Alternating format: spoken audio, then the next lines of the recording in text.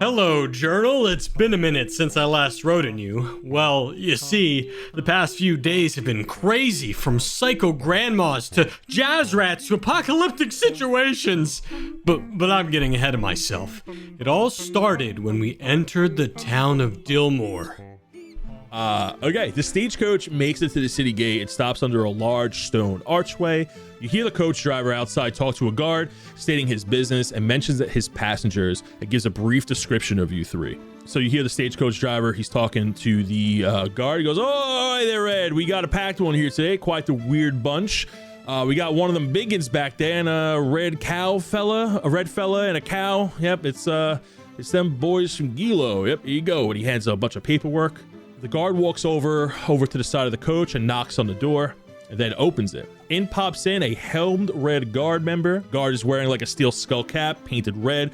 Underneath the helm is a longish face with a long hooked droopy nose with a messy 5 o'clock shadow that's been growing over the last 2 days. He has heavy bags under his eyes. He leers over at the three of you, and he looks like he just wants no part of this. Hello. It's because we smell, hello right? There, sir. Is it? Do we smell that bad? We definitely smell quite bad. He's like kind of plugging his nose. He goes, hold on. I have been bathing daily. Thank you very much. Hold on. He comes out. He has little corks. He comes back in. He has like corks in his nose. He's like, yeah, a lot of people often smell as they come through here. He takes out a pad. He gets a quill. Lixay starts writing down. He goes, all right, what are your names? Minis Pebblewalker of the Ivory Boulders. All right, I was gonna write it down. Minis. You probably heard of me, soon to be king. He gives you he just looks over at you, raises an eyebrow, and goes, I'm gonna write down Minis Pebblewalk. Okay, shorthand here. He looks over at you, Armos. Armos Vannin. Armos Vannin, very regal. Looks at you. What's your name, big fella? My name? It's David. Reginald goes, since when? Give me the second check. I was not expecting that. Fuck. It's an 8. Not bad. He goes to write down David, and he catches himself. He puts down the pen in his paper, and he rubs his eyes, in between his eyes with his 2 fingers. He goes, listen. Biggin, you're new here. Probably never been here before, so I'm gonna give you one last chance. Okay? Tell me your name. I know your big ass isn't named Dave. Okay? Oh yeah, we were drinking a lot last night, so he's having a bad morning. You were close. Oh yeah, sorry, that's my drunk alter ego. That just, sometimes I just forget, you know. So please, it's Drell. It's Drell. Okay, all right. He picks his pen back up. He goes, Drell, aka David. You got a last name, Drell, aka David? No, not really. Just Drell of the Ashbourne, pretty much. It's what people call us, you know. The Ashbourne. Great, thank you. Signs off on that. He goes, all right, state your business. Just traveling through. Traveling through. Where you going? Aramore? We're going to take a shower or a bath. You know, Yeah. one of those. That's the main thing we're looking for. Okay. Yeah, we're on our way to the Kambuki Isles, and got a little, rough on the road, so we really just need a place to stay. You see his eyebrows raise a little bit when you say Kambuki. I was like, oh, a little expert. Okay. Different. Okay. You plan on selling which? We're on vacation. Oh, that seems nice. I Never heard of that before. I quickly give Armos a nudge to like shut the fuck up. He goes on vacation. Would you give Armos a nudge? Say that again. Yeah, minutes. I give Minis Armos gives Minis a nudge to tell him to shut the fuck up. He starts scribbling it on vacation. Must be nice. Like Yeah, it's spring break. Summer. It's our spring break, you know. Yeah. Mm-hmm. Okay. You plan on selling, trading, a vendor? Are you a vendor? You travel on behalf of a merchant? You got any merchandise? I'm assuming no. No, we're just excited to see the city. Never been here before. Standard protocol, ye understand. Okay. Are ye staying longer than a fortnight? Drell, what does that mean? Sure. Mm-hmm. Armos, what's Fortnite mean? I don't know. Armos. I think it's some kind of game, right? It's like 4 days, I think. Chess game, I right? don't know. Is this a colloquializer? What is a fortnight, sir? It's about half a full moon's passing. So it's like a week. I don't really know how this works. I don't. It's 2 weeks. 2 weeks. Minis is counting on his hooves. I'm gonna go ahead and say yes. Yes. Sure. Yes. Chalk us down as maybe. Sure. All right. Okay. Making this process a lot harder than it needs to be. I'm just letting you guys know. Okay. Well, you're using weird words. I don't know. Why don't you just ask us if we were gonna stay for 2 weeks? Why don't you just say how many days? You'd have to go and say fourth night. He rubs his eyes again. He's like scratching underneath his head on the skull cap, and he's like clearly sweaty. It's all red because he hasn't taken it off for hours. Let's have a deep sigh. All right. You need to learn some rules here before you go in. The rules before you enter. Dillamore is overseen and protected by the Red Guard in collaboration with the Dillamore City Guard. All weapons must be bound at all times. Larger weapons must be stored in a safe place at all times unless you have a permit or are leaving the city. All violations of the city will be handled by the city council, meeting judged, juried, and resolution within ye city. If ye understand, ye may proceed. Ye understands. I also I understand. give him a nod. I need you to verbally say it, Yes. sir. Thank you.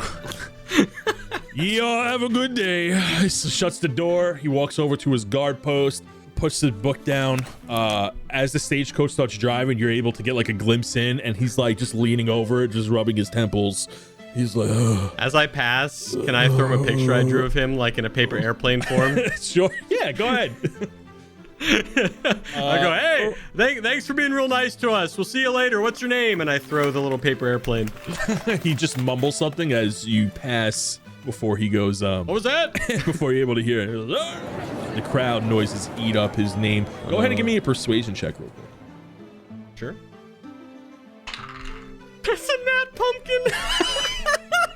And that pumpkin is a nat 20. Nat 20. I use pumpkin dice. You see right before he fades from the distance, he unfolds the paper airplane. He stretches it out on his desk, and it looks like he's about to hang it up before he cuts from your view. So we made it through the gates, easy peasy. They did tell us we had to conceal our weapons, which was kind of new to me. You know, I'm used to just having it out and about, free-flowing in the tribe.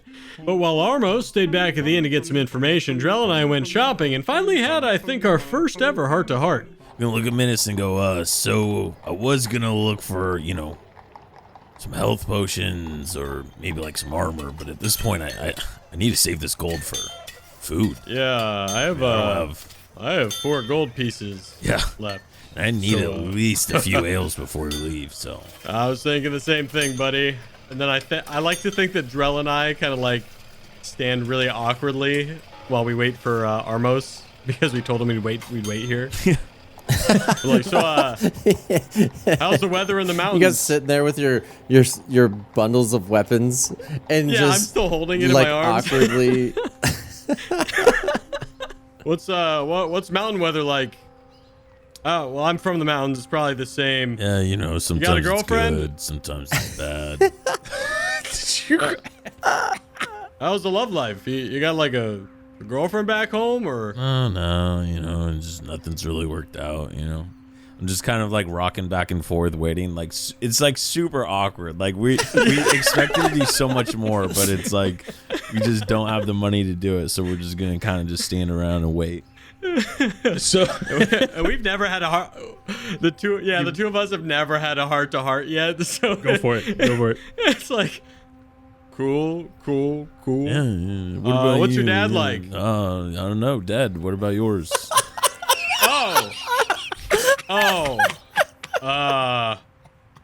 Alive. I mean, that's cool. A king. Makes one of us, right? Dude, I'm sorry. I don't get out a lot. I'm not. It's cool. I'm not really Your good at dad's this like a yet. king or something? Yeah. He's the chieftain of our tribe. So, I was supposed to be the leader, but he kind of Guys, hey. offered up that position to, hey, Armos, hey, sweat going down my brow. Good to see you, man. Why do you guys look so? What's going on? You guys look so happy to see me. This is a first. What's going on here? Oh, no, we're just happy to have you doing some back. shopping. You go first. Yeah, pretty You go much first. done.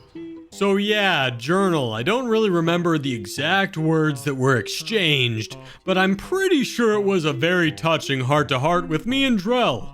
We kept on walking though, and ended up following some Redgars that were hassling this homeless man named Old Henry. You guys Yeah. Want to follow him? I think we follow him. Yeah. Everyone, give me a stealth check as you try to blend in with the crowd. And 19. I got a nat 1. Okay, at least I didn't do that. Off to a good I start. got a 5.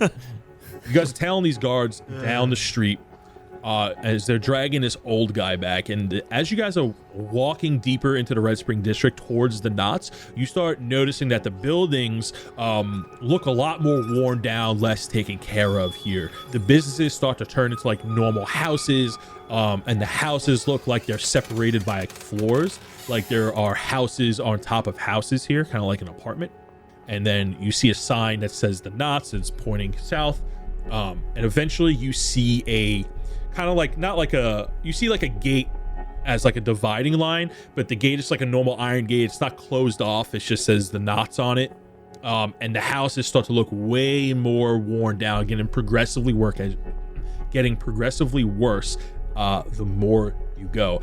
As you're following the guards, dragging the old man, he's saying things like, "The dawn brings red. His return is soon, and he will come back for what is there. Oh, look at the red fella! Look at the red fella!" He's pointing at Armos with his foot as he's being dragged away by the guards. He goes, look at the red fella! That's what the dawn is gonna bring. Everyone's gonna look like that.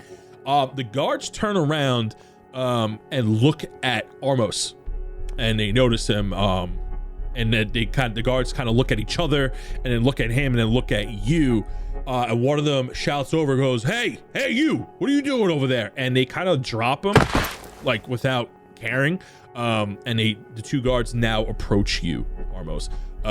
With a 19 on Menace, you were kind of like out of the way. Maybe you were like across the street. They didn't notice you. Drell, you were further back from Armos. I'm like T-posed up against a wall with my hood. just like sitting still, like they can't fucking see me. But like obviously I'm like right there. So they see you, but they're approaching Armos because he was pointed out by the crazy old guy. As they drop him, he scraggles back to his feet and he runs into the knots, and he flares his robe like a cape. He goes, hey, free again, and he runs off into the distance till he's out of view. The two guards walk over to Armos. They go, whoa, what, you following us? You following us? And they get really close to you, Armos. Yeah. As they're doing that, can I tail, because I passed, could I tail Henry? Absolutely.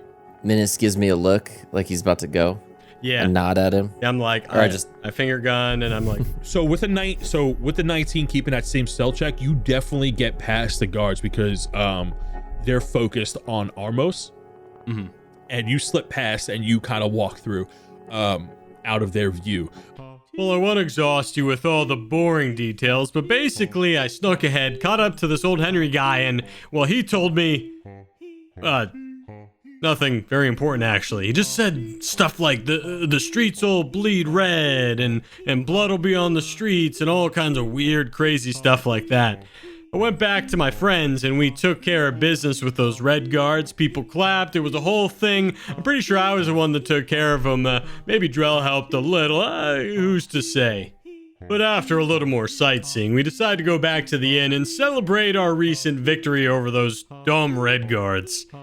A victory that was short-lived, I should say. Wow, we got a party here. And they're all banging on the table and they raise their glasses again and they all start drinking. You guys take a swig of your drinks. Monson reaches over and goes, we got the food here.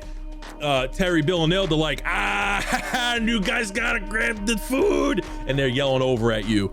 Are you guys gonna go grab it? Menace, you got the food, right? Okay, come on, Sid. Sid Jr. 1, Sid Jr. 2. Should I bring all the Sids over to get the food? So yeah, you walk over to the bar and Monster's like laying out all these foods. Like, hold on. And he keeps turning around. People are cheering in the background. He goes, all right, I got 3 lagers.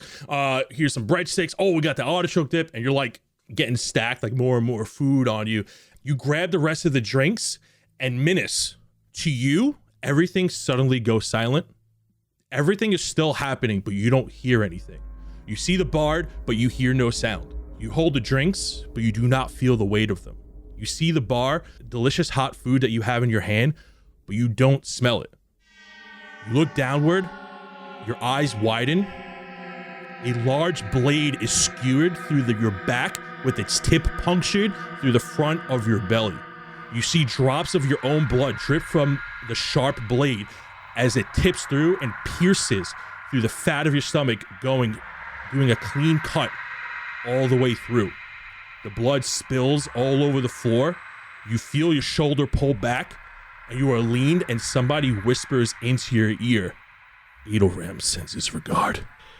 Gosh, you think you're bestest friends with someone and then they literally send someone to stab you in the back. What a jerk. I made it out of that situation okay, though.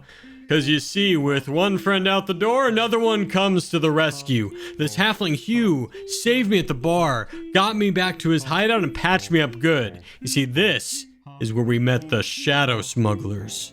Sitting around you are 2 halflings, there's a gnome, there's an owlin, and then there's a dwarf. The dwarf then speaks up again. She goes, the name's Jubes, and who you fellas might be. I think you already know who we are. Just like to confirm, keep it friendly, making sure we're dealing with the kind sorts. Do they know our names? It's kind of implied that they know who we are. Well, they know us. They don't necessarily know our They names. know who to look out for, but that's what I'm saying. What kind? We have bloodstones for you. You know what I mean? We just did this epic-ass quest and these people are going to interrogate us? Like, what? When you say bloodstones... No, he doesn't actually No, say I'm that. just saying. He doesn't actually fucking say that. What he says is his name is Armos, and I say my name is... he starts to say that, and Drell kicks him in the shin. Disappointed. I'm like, Armos. And I just raised my hand. Minus is sleeping in the chair. Yeah, Drell go, this is Menace, and I'll pat him on the shoulder, and I'll go, and I'm Drell. Minus. Yeah. What? in certain circumstances, I'd ask you to prove it. But given the fact that this ragtag group of individuals stand before us, I mean, there's without a doubt that you are who you say you are. I just had to make sure you knew who you were before continuing this conversation. Yeah, have you seen another tiny little minotaur like me before? The Owlin speaks up, doesn't directly look at you, just like looks in your general direction. He goes, once in a dream. What? A spooky breeze blows in the background. Like Joe puts his hand up to hide his mouth, and he looks at Armos and goes, weirdo. He mouths it. Yeah. I love that Dan's character is literally laying in the chair and he just sticks his hand up to talk even though no one can see him. You know what I mean? Just like, Menace. So everyone here is a dwarf or smaller. Menace actually looks like the only normal thing here. Oh, yeah, because everyone's small. My people. I'm still eyeing this owl down. She goes, just one more thing before we listen. There's certain things we need to ask before we can get friendly with everybody. Now, I just need to know who sent you here. Oh, our boy Duncan. All right. Claps and raises her arms and be like, that's what I want to hear. Her serious demeanor then turns into a jubilant uproar, and the guys all start laughing with the exception of one, the halfling that keeps his hood up. He looks kind of like an edgelord from your perspective, and he doesn't really laugh. The other 4 start to laugh, and they go, all right, listen, we're just messing with y'all. We're happy. We're all happy here. Listen, my name's Jubes. You got Hugh over here. He was the one that helped your friend out. Oh, thanks, Hugh. Really appreciate it. This is Baldy. The gnome raises his hands and goes, ha-ha, how's it going, guys? Glad to help. Glad to meet you. Glad you're all here. This is Leslie Quills. Points to the Owlin. The Owlin looks at you, goes, name's Leslie Quill Feathers. You could call me Feathers, or Quill. Both are short for Quill Feathers, which is my last name, Leslie Quill Feathers. I look at Drow and I'm like, weirdo. And the 5th one? The other halfling doesn't really say anything. He just kind of looks over and gives you guys a head nod. And this, the quiet one right here, this is Bandobaris. He doesn't really talk much. He just kind of hangs out. My Lanta, never did I think leaving the tribe would bring me so many new friends. We traded the blood shards for a bunch of gold or something, and then Jubes told us that there were a couple jobs they needed help with. Apparently, they were trying to conduct a heist and needed some information from a local alchemist named Thumbus Wilfrey. So what did? We We snuck into his house. All right. So, Armos, why don't you climb up that tree and then Misty step in the top floor? Minus and I will go around the back and try to see if we can get him in. Sweet. Yeah, sounds like a good plan. Let's do it. And go. You are now in the house. Just disappeared. Yeah, and you're gone. You make it down the stairs. You're in this large, elegant living room.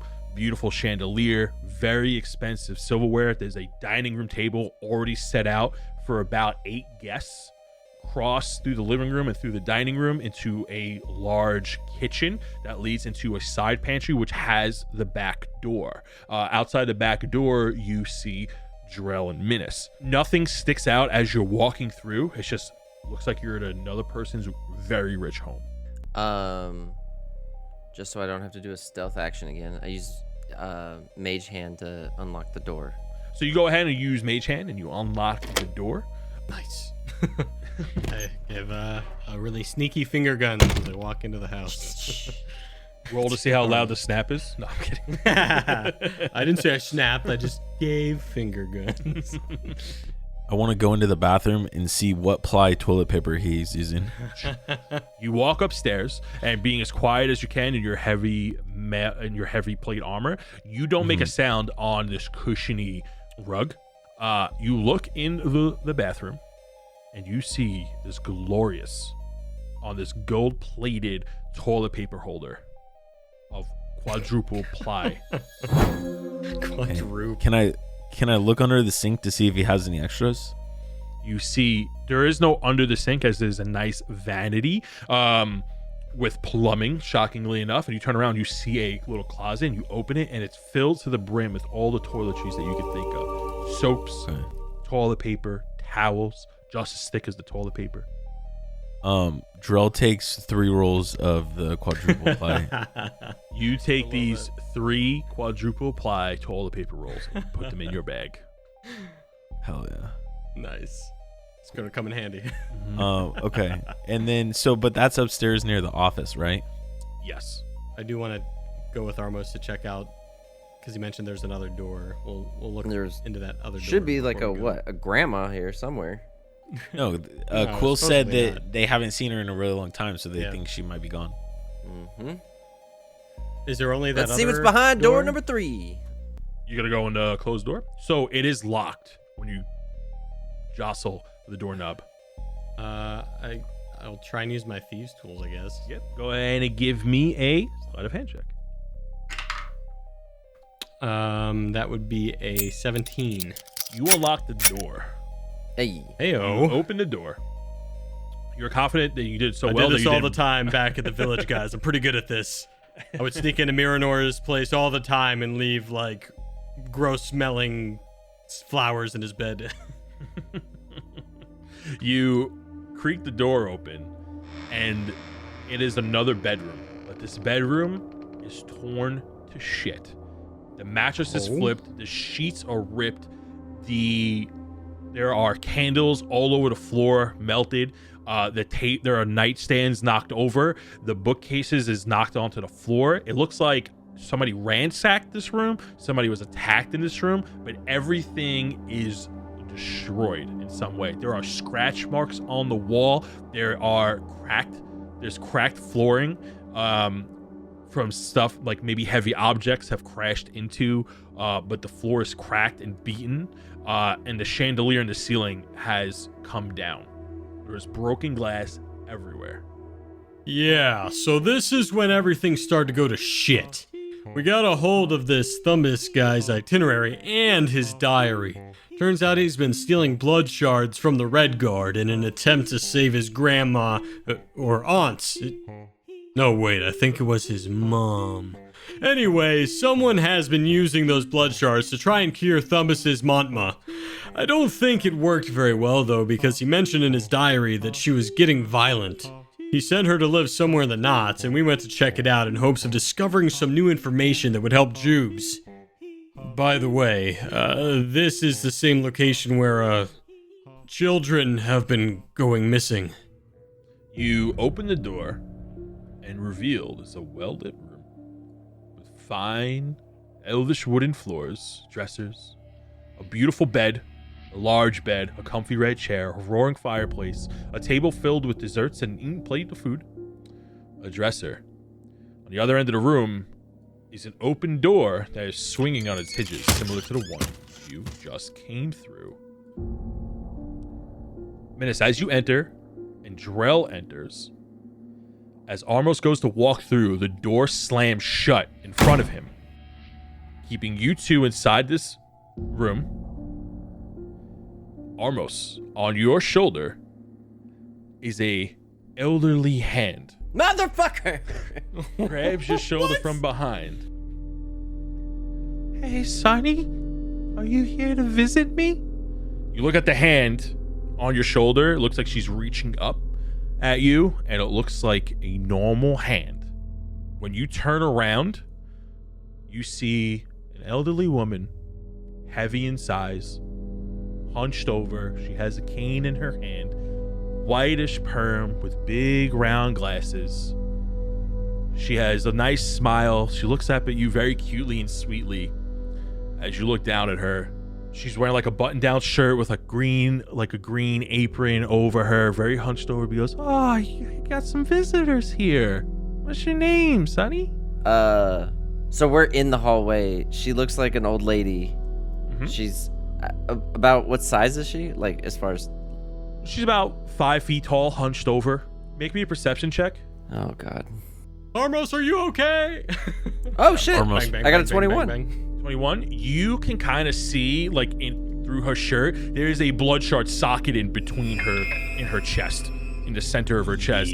Around it looks very gross and infected. Mm-hmm. And you can see, like, the veins of blood that are in her body are, like, black and molded over. You look at it for a second, and then you look back up at her.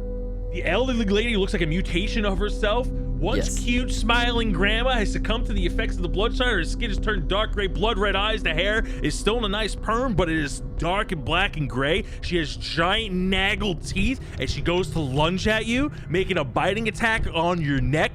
Oh my gosh, she got a nat 20. As this elderly grandma turns into a former mutation of herself, growing about a foot in size, and sinks her teeth into your neck and goes to bite and starts to rip at the crook of your neck and shoulder. Healing. You take 14 points of damage as she sinks her teeth into your neck. Okay. And bites out hard as blood starts to rush from her mouth, and you can feel her tongue licking up every ounce of it as she tries to get her hands into your arms. She lets go, and as she lets go, you look at her, and she like gives you this weird smile, but her teeth are all gums now. You look down, and you see her dentures are sunken into your skin, constantly biting down as if it has a mind of its own. Biting into the gash as she's looking at you with this gummy smile, and she goes to headbutt you or try to bite with her teeth. And that's how we ended up fighting a grandma. Well, I don't know if she was ever a grandma. It's still very unclear to us. But basically, she was a hag and, well, we got the best of her. As you go down, you hear the soft cry of a child. The blood stains trail down the stairs as you approach. The room is very dark as you flash your lantern. There is a small closet-like room revealing the corpses of dead children stacking high. You realize that the room is maybe true, as there are a pile of dead bodies, mangled and eaten. Oh no.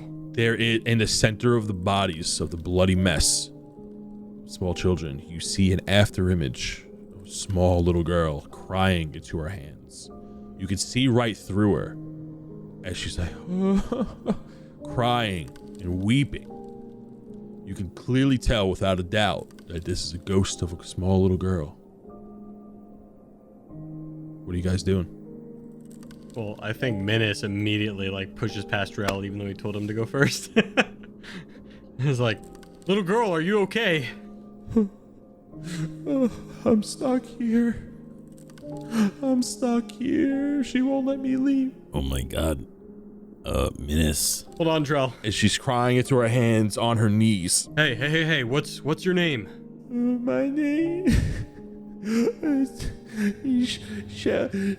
Grandma Wilfrey! And all of a sudden, this monstrous mutation of a grandma jumps out at you, and she takes the material form and bites into your neck with her dentures. I knew that was gonna happen. Hey, Menace, I don't want to say like I told you so, but There's a 16 hit.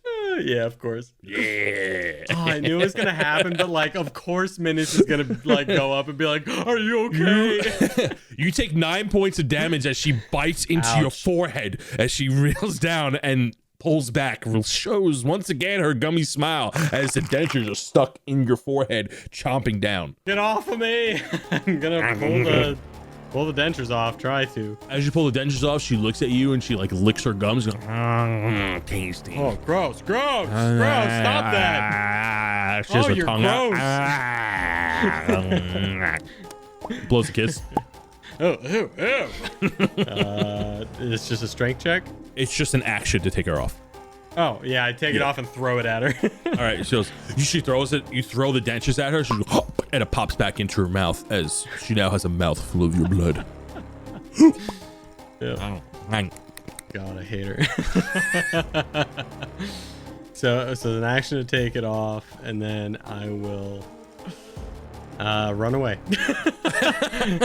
Okay.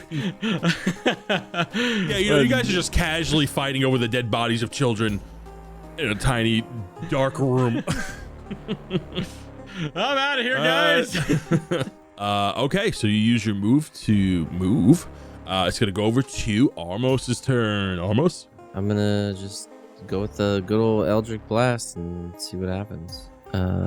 Dirty 20. Ooh, that hits. Oh boy. So I did 6 plus 4, 10 damage. Armos, finish her. Whoa. Perfect. I run up to her and I take my book and I smash the book into her crystal and level her with it. So you go ahead, you shoot an Eldritch Blast that whizzes right by her head. She looks back, she goes, smooth moves. As you hit her with the book, right with the gem, as she's turned around, the tome meets the blood shard socketed into her chest. As you do just enough damage to it, as it cracks, she begins to bubble and boil over as her flesh begins to expand and contract and begins to get bigger and bigger and bigger, and then she pops as greenish bluish blood sprays all over the room, completely coats you guys as the remains of the blood shard fall onto the already bloody floor, as this greenish stream, a greenish bluish stream, ethereals out and manifests and streams right into your tome. Ethereal's out. Ethereal's out, yeah. And then slowly, yeah, I said what I said. And slowly, the tome absorbs the essence from within the blood shard, and it takes a few seconds longer as the deep red blood shard begins to fade to clear and then dusts off. You now gain 1d4 damage to all your hits. Armos, what the hell was that? Yeah, Armos. I gotta say one thing. We're gonna live on. We're gonna survive. Today we celebrate our independence from cookies and teeth. There it is. Drell sheds a tear. Armos, that was amazing. Yeah, Menace sheds a tear too. Yep, so that's basically when we found out that Armos was trafficking souls from his book into the other world, the nether, into the depths of hell, essentially, and we moved on with our investigation. We found out that Thumbus had been working with someone by the name of Yuri. He's been giving all these blood shards to him, and he wants more and more and more, and he's been stealing them from the Redguard Guildhouse, so now we have proof. We also took a scrying paper that they used to communicate, as well as other few pieces of artifacts. So when you look at that mana potion, as you guys are dividing up who gets what, mechanically, It gives you back 1 spell slot when you drink it. Yeah. If you don't mind, I'll take one. How dare you? You got a ring, man, with another. No. Reginald pipes up. He's like, I think it'd be kind of sweet if I got some bling. I'm just saying. You know, you boys look a little stale down here. You know what? I take the pen, it's kind of like a feather pen, and I stick it behind his ear so he looks super dapper now. In his bandana that he's already wearing. Oh, this is sweet. Oh, he like There you hits go, it like bud. along with one of his ears and it like bounces off his horns that he got. He's like, Can I fashion like the backpack on the ground so that it's smaller and like fits on the back? I'm gonna give him a little bunny backpack. Yeah, That's a little bunny adorable. backpack. Oh my god. You If we ever gave merch, we will sell stuffed animals of Reginald in this Yes. very fucking moment. Bunny bag and all. You give Yes. because I love it. I'm not even gonna make you roll for any type of craftsmanship. I'm going to say that the bag you fashion and sew for him is able to hold 1 potion of like normal size. That's how much space is in there. Oh my god, he is like... Oh, this is great. That's amazing. Fill me up with hay. And he points his butt at you, Minas. Here's some hay right here. All Right right, I got you. You did good in that fight, so here you go. Here's some hay. here. Nice. I'm looking up, like, creating a custom stuffed animal on Etsy right fucking now. But now he probably doesn't know how to like reach the hay, right? You see him turn around in a loop as he's like a dog chasing his tail. You know? All right, so Minas goes outside to check on Sid, see how he did with the gang, calming him down. He's caught up in the tattered rug as like the gold coin fell through one of the loose holes and they're trying to lift the rug. And they're like I'll they're leave you caught guys in for there. 5 minutes. The big one's like meh. He's like pointing at another one. He's like meh, and he points at another one. It goes down the line. He's like, it's not me. He wrote me into this. No, he didn't. He wrote me into this. Hey, it's okay. It's okay. We'll get ice cream later. It's fine. And I pick up the gold. I put Sid back in like my pocket. And then we went back to the Thieves' Forge. Oh wait, that's not what we did. We had to fight a bunch of were-rats. Damn jazzy rats. He takes a deep breath and goes, there's always a couple of hecklers at every show. As his foot starts to tap, everyone make me a charisma saving throw. Oh no. Swear No. to God, if it's these goddamn jazz people. No. No, it's not. No. Charisma. No. It's got- just straight charisma. It's got a an charisma 11. saving throw of DC 12. 11? Fuck. Thank goodness. I got a 14. Got 13. Minas and Armos, you're not catching what's going down right now. Drell, as he taps his foot, you still feel the same animosity towards this shadowy figure. But you notice that your foot starts to tap along with his as you hear the faint sounds of jazz from the rooftops. This smooth sounding saxophone from the distance very subtly enters your ear as you start to tap along to its beat. Is the guy in front of me holding a saxophone? He was, yes. Okay, I want to try to chop off his hand then with one of my swords. Like, so I'm gonna just slice at his wrists. So he can never hold the saxophone ever again. And that is going to be, it's a 22. Okay, so you definitely hit the part you want to hit. Go ahead and roll for damage. That's 9 damage. You take your greatsword and you slash it across his arm, gliding the blade down it into his hands as he drops the saxophone, and his red hand looks like a bloody mess. And he goes, you take another look at your sword as you come up with that forward strike as it glistens in the moonlight, as the blood drips off. You now realize that that sword that you're holding isn't made out of normal steel. It's actually made out of silver. Oh, shit. Oh, ain't that lucky. Yeah. Drell kind of just looks around and he sees how fucked up Chesterfield is, and he goes, looks like your band's about to split. And then he like fucking slices a sword at him too. Roll a hit. Oh God, I really fucking hope I hit right here. Oh, let's fucking go, dude. That's a nat 20. Roll for damage. That is 20 damage. Drell, finish Chesterfield for me. Are you serious? Yeah, so I think I start with like just cutting off both of his hands and then just saying, yeah, it looks like you're never going to be able to play the saxophone. or breathe, and I just shoved the greatsword right in his fucking mouth. It just goes out the back of his head. And then I turn around and look at his boys to see what they do. As you shove the sword into his mouth, he like gasps at the shock of your punny lines. He goes, and on that gasp, that's when the sword goes through, and his body just becomes limpless on your sword as you pull it out, as his face starts to burn from the silver in your blade, and he just drops. Minus kind of throws up in his mouth a little bit. You notice on your turn, as you turn around to look at the rest of the gang, all three of them are shocked, and they're like, Chesterfield, no, he had that charity event later this week. Oh yeah, no. They're so charitable, I forgot. The orphanage. And they all look at Drell. As you walk towards the group in a badass way, you flourish your blade to get the blood off, and you sling it over your shoulder, and you're looking at them chin up, and you just like eyeing them down. And they are looking at you, and they are seething. Their rat teeth all start to chatter as their animalistic instincts start to get the best of them, and they are angry at you, and they are lasered in, focused on you. The three of them are going to ignore whatever battle tactics that they had, and they are just going to lunge on you. I got a 19, an 18, and a 14. All of those hit. The three of them jump on you and all make bite attacks as they sink their rat teeth into whatever part of your body is unarmored. You take 12 points of damage as all these rats jump on you, and you don't really fall down as adrenaline is pumping through your veins. I think I'm just gonna stone endurance. Okay.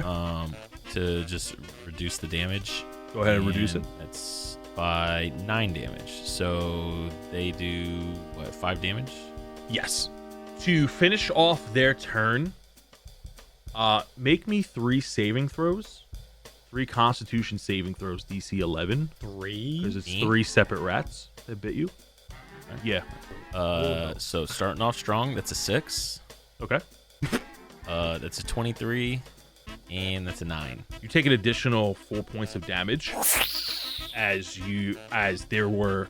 these rats bites were clearly infected, as you feel like this stinging poison go through your body for a moment, and it burns as it cycles through. You feel very weird and tingly for just a moment, and then you just shake it off, as you feel like that's how they bit you just doesn't sit right. Oh, what the fuck? Okay. Wow. So I got 12 damage. So I take a step over to Chesterfield's body. I take a look down at it, and I spin around. And I said, I guess you can say he's the artist formerly known as Chesterfield. And I blast Chase with Eldritch Blast. Okay. Classic. Love it. You did 12 points of damage to him. Yes. He gets knocked back 10 feet, knocking into another conveniently placed fragile barrel as he just explodes as he lands on it. Minus, take it away. So I'm standing pretty tall for a tiny Minotaur, and I look down on Chaz there, and I'm going to try and hit him with another sling bullet, first of all. Sure.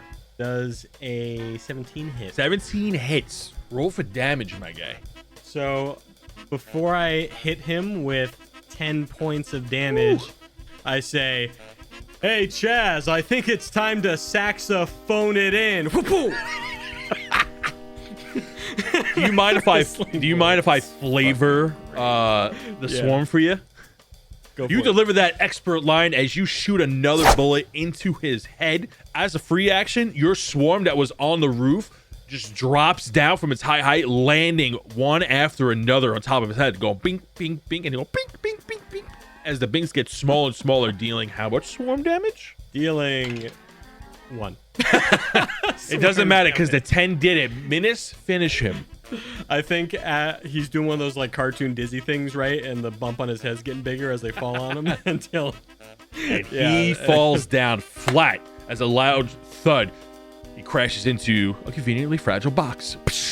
You notice that the jazz music saxophone around you is. is getting more faint and less jazzy. Becomes more of a melancholy blues. As we took care of those dang annoying jazz rats.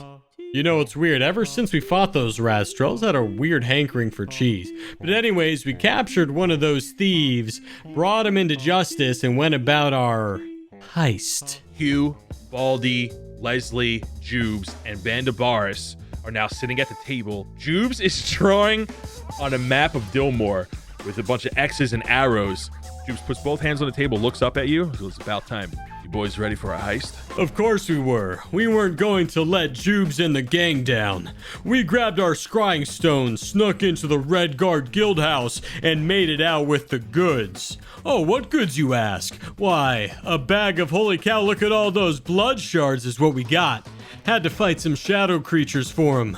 There was a big shiny one that these fools was trying to protect, but we made it through the streets with the help of that kooky owl, Drell's potions, Armo's dark magic, and a group of friendly mice.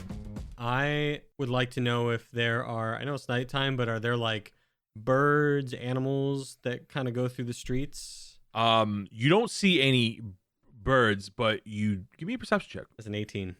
You notice that there's mice pretty commonly. Mice. All right, then I'm going to use my action to cast Speak with Animals. Oh, Jesus. Oh, my lord. Oh, my lord. Okay. Ask for its name. Ask for its name. I rub Sid's head and I'm like, Sid, we really need some help right now. He points to one of the mice over there. And I lure it over and I say, hey, we really need your help right now. And I would like to make a persuasion. And essentially what I'm trying to do is I like to persuade the mice to help us and go like bite and distract the guards. Hey, buddy. And I put some like bread out for a mouse. Oh, what is that? Oh, is that some bread? Oh, hold on. Come on. A mouse hops over to you. Oh, it's pumpernickel. Oh, interesting. Hey, what's going on, buddy? Hey, Menace, what's your name? Bartholomew. Bartholomew. Wonderful to meet you. Hey, Wow. we're in a bit of a pickle. Oh, this is really See, bread. This is great. We Right, bro. are being chased by guards Yeah? that want to destroy all the cheese in this town. What? And they're trying to, you see my buddy over there? And oh wait, he can't see through the darkness. My buddy is in the darkness over there. Is there magical darkness in the middle of the city? Yeah, makes good sense, yeah. One of my buddies is a were-rat. Where who? He's a rat like you, basically. Oh, nice. Anyways, could you help a fellow rat out? Do you have some friends? We need to stop these guards. got We're some trying to take the cheese from this town. Where are you trying to go? Leslie, where are we trying to go? Where's our next step? Leslie comes through. He goes, you want to keep heading south and then head westward. There's a guard on top of the roof once you turn west. Looking around. Be careful. Great. Over. And I relay that to this little mouse. All right, so we want to head south. Okay, which way is south? Because I'm a mouse. That way, and I point down Okay. the street. So what you want me now? You want me to bite somebody? I want you to get all your friends and bite any guards you see. Roll for persuasion check. Oh, I need it. This is a big moment. Persuasion. I have a 0. I was gonna say we should almost persuasion check first to see how the conversation ends up. That was a 14. Yeah, all right. You have any more cheese on you before we go? I think I should have cheese on me, right? Yeah, you would have cheese on Yeah, you. I give. Absolutely. Oh wow, buddy. this is great. Oh, Swiss, that's my favorite. Hey, rally up, boys! And you see a bunch of mice from the street go down, and they head south down the alleyway, and then they disperse in the cracks. And then a few moments my go by, God. and then the guard that was on the roof that Leslie just warned you about, you go, what good? Oh good. A pretty great plan, if I do say so myself. Oh, wait a second. I forgot to get that mouse's address to send him letters. Hopefully I'll see him again someday. But this is actually, where our story became a little sad. You see, while we were out and about stealing the blood shards, something happened to Jubes. You open the door to the Thieves' Forge, certain that no one is around looking at you. The Thieves' Forge is in great disarray. Tables are spread out. The tavern floor is they're like making room. In the center of the room, there is one table with jubes on it. There is a lot of people surrounding her. You see Burnsfield, the barkeep of the Thieves Forge, who's serving you guys drinks, has a bloodied apron on, as it looks like he was trying to administer some type of first aid to Jubes. Everyone is looking down solemnly, as it looks like they were unsuccessful in their attempts. Hugh and Baldy see this and they become very sad. Baldy starts to cry a little bit. Hugh is trying his best to hold back his tears. You guys are all beaten up. You are not in the best condition. You guys catch your breath. Drell sets down Baldy kind of near Jubes, and Hugh and Baldy are just kind of leaning over. You see Leslie on the other side of the table, and she's starting to tear up, and her eyes are like actually closed for the first time, and she's even sobbing. Burnsfield is really down as he's just looking down at the body, wishing that he could do more. There's a lot of people in this tavern right now. Various rogues that you've met in passing when you guys first came here. There is no sound from anybody as they're just weeping and mourning in the moment. Everyone make me a perception check one more time. Minas, you get advantage. It's 15. 17. Also 17. Minas and Armos. Armos, you look back at Reginald for a moment and you notice that his eyes are still red. Drell, with a 15, you look down at your bag full of blood shards that you hidden, and you hear the sounds of crackling energy coming from within it. Sounds of shards shifting and moving from inside the bag. Minas and Armos, right behind Drell, where the bag would be, there's a small rift, a tear in the fabric of reality, as if there's a thin slit opening through in the middle of thin air. Minas, you recall seeing this once before, back when you were in the town of Gilo, when people were there mourning Barry Weinstead. Just like before, Minas, a giant muscly arm comes through the thin rift and it opens it wider as more blood pours onto the floor and snatches the closest person to the portal, bringing him in. And as quick as that person can scream and realize what's going on, he is through. However, this time, the rift does not close when the person is snatched. More blood starts to come out, and then you see two claws, two hands grab either side and start stretching it open. More blood pours out of the rift onto the floor. Stepping out from the rift is this large demon monstrosity. It does not have any flesh. It's raw, dense muscle tissue, standing at about 9 feet tall. Huge nails, the size of small swords. It does not have any eyes. It has like a xenomorph type face. The body type of a gorilla. Has massive hulking arms with smaller legs. And it has a huge maw that stretches out about a good 5 feet as it opens its mouth, revealing large, sharp fangs. And more blood drips from its mouth. As we ran for the hills, or at least Drell and I did.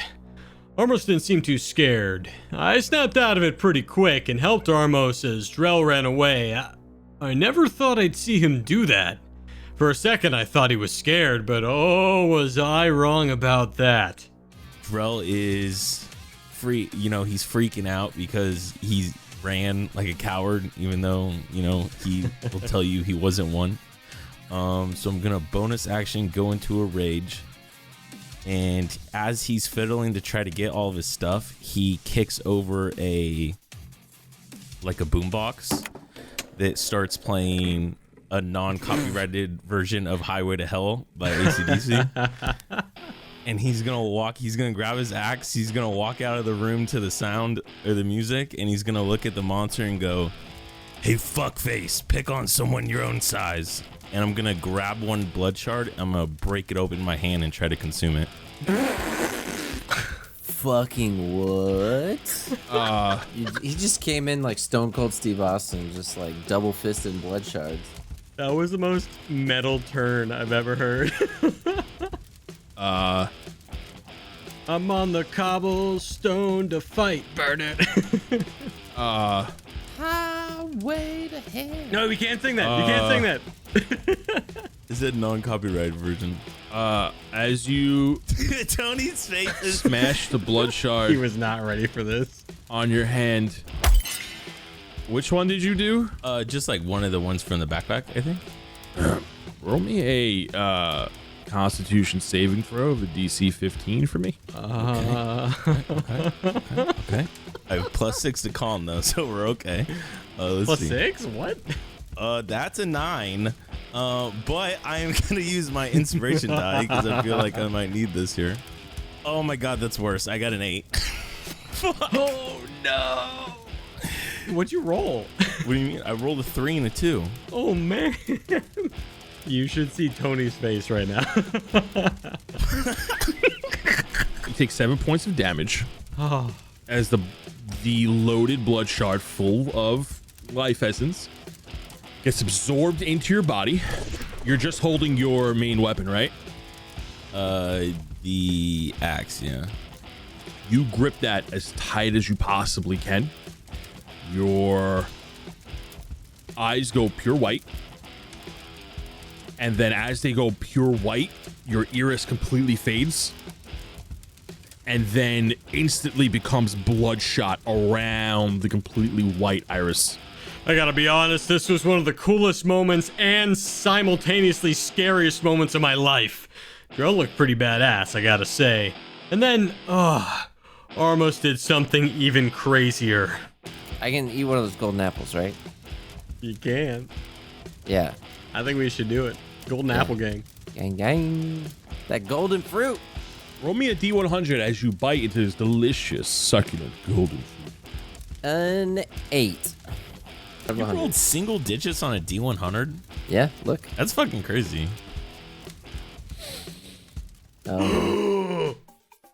What happened? Oh my god. What? Dan's metagaming and he I'm looked at see what sorry. it is. I'm sorry. Oh my god. I'm never looking again. What? Armos? Oh, What? oh my god. I'm kind of glad you're a tiefling. Am I on fire? Because that's awesome. As you eat this potion, it erupts and bursts into a massive flame. Can you tell me what Fireball did again? No. Yeah, you have a manual right there. You look it up, bro. Fireball is a third level spell centered on yourself. Oh my lord. It what? It literally does fireball? On yourself, yeah. Third level. Wow. That's awesome. It's literally my spell. Yeah, it's literally your spell. But you don't take any fire damage, So right? it's 'Cause flavored as the fruit. As you bite into this delicious golden succulent fruit, you go, delicious. Boom, nuclear explosion just goes off. You know what? It's very flavorful. Too flavorful. What is a third level fireball damage like? A D6. Oh. Oh. Mm-hmm. That's fine. It's But- fine. I'm gonna go ahead and but- roll only that take half, damage. right? Hold on. So go I ahead and get give to me. make a dexterity saving throw first. That's true. Make No, a dexterity saving throw. I don't think that's how that works. Target takes 8d6 on a fail and half on a success. So if he makes a dexterity saving throw and succeeds that throw, then he takes a quarter damage because he's a tiefling and he saved. Yeah, I'm not trying to rule shark, but I mean, I don't know how the fuck that works, bro. If you bite into an apple, then you dodge the fireball. Like, what? Like, how does that? I hear it. As he realizes it's about to explode and ducks, and takes less damage. That's what it is. His reflexes are so fast. He's fucking. It's just like a cartoon, like cake bomb. It's like he goes to bite into like an apple, but it's clearly like a bomb, like string sticking out of it. I imagine Reginald going, "Look out!" and like dive bombs in front of the apple to save you from some of the damage. Okay, but wait, what's the DC of an apple? So it acts like as if you cast it off the chart. I'm reading it, so it's gonna be 15. It's gonna be 15. So if I roll a 15, Oh, she saved. Thank goodness. Yeah, you save. So you Okay, take cool. half. sweet. So it Plus can't half. kill me. So that's good Well, let's see what the because damage it is. could like. have killed me. I just want to point that out. It's 30 damage. Halved. Hey.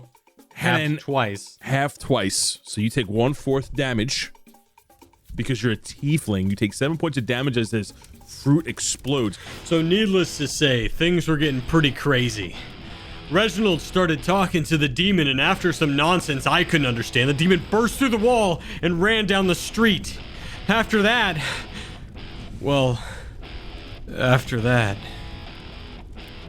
So you go ahead and you grab Jubes' body as you start to make your way out to the street. You come through the entrance as flames soon engulf the entire Thief's Forge, and the tavern is now officially burning. Make it out at that final moment, carrying Jubes. Within the few moments that you got Jubes and started to make your way out, this thing has traveled a great distance. Crazy, frightening speed. You see blood dripping from like the windowsill with a large dent that this thing possibly jumped onto the building as somebody happened to be looking out their window at all the commotion, and there was blood there. Down the street, there's more blood dragging from its footprints and handprints as this thing has charged down the dark alleyway. Screams can be heard in the distance. You know for a fact that this thing made it to the Red Spring District.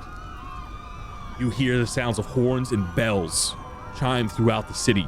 It looks like the town's guard and maybe the Red Guard have come across this beast within those few moments as the sound of heavy armored footsteps start making their way towards the commotion. When you guys got to the Thieves' Forge, these guards were still looking for you. They were still out and about. It's still in the dead of night. So you guys are out in the street. You guys can pick it up from there. I asked Reginald, what the fuck? We were going to kill that thing. Why did you tell it to run away? As I'm still chasing Drell. You want to know what that thing? That is a lesser version of me. Those are peons where I come from. We have hordes and hordes of those. They don't even have any wings. Look how much damage it did. I think we had it under control. I think you just saved your life. I was hurting myself, trying to give it a chance. But when I find this thing, we're gonna kill it. Or Drell's gonna kill it. Drell is very mad at the moment. Drell, you just start charging straight to where the sound's coming from. Manus, Armros, is there anything you want to do? Are you chasing after it?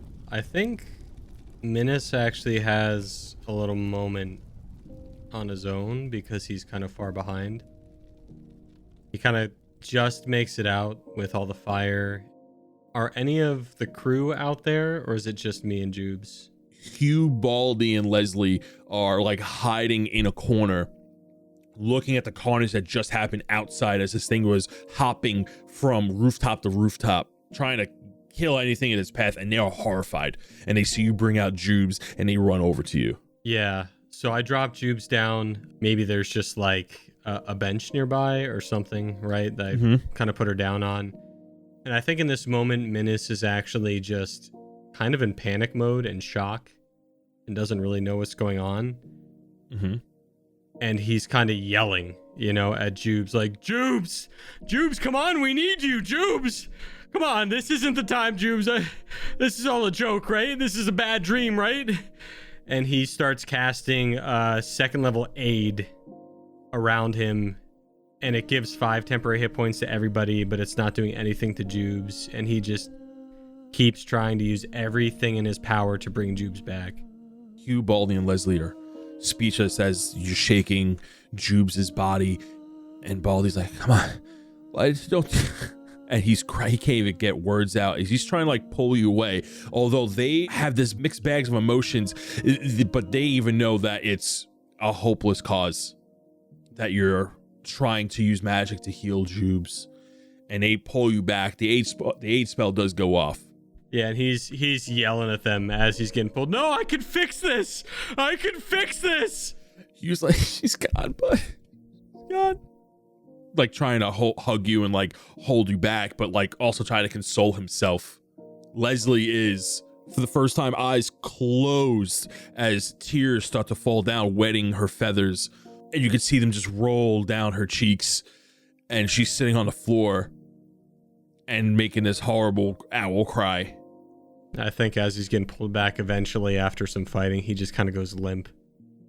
Hugh and Baldy catch you and set you down easy as you're coming to terms with the situation. I'm sorry I couldn't save her, okay? Hugh and Baldy stay silent as Leslie cry. And Baldy goes, it's not your fault, bud. Nobody knew this was going to happen. We all knew the risk. Sniffs.